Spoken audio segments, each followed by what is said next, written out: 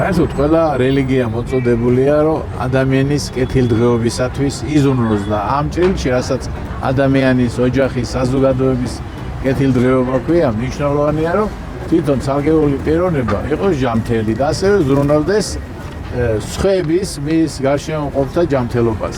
ეს ნებისმიერ რელიგიაში არის ძალიან მნიშვნელოვანი საკითხი. ეხლა როცა თქვათ ამ ანტინარკოტიკულ მოძრაობაზე საუბრობ, იქ უნდა გავითვალისწინოთ ნარკოტიკებში ეს სპირტიანი სასმელიც შედის. და ეხლა შეიძლება თქვათ ბევრი თანამედროვე ნარკოტიკული საშუალება, რომლებიც შეიქმნა თქვათ აი სინთეტიკური ნარკოტიკები. ადრე არ იყო, მაგრამ როცა არის ჯანმრთელი ცხოვრების წესზე საუბარი, ადამიანის სხეულის დაცვას. რა, აქ უნდა ვიგულისხმოთ, რომ ის ესეთი ფართო მასშტაბით ყველაფერს მოიცავს.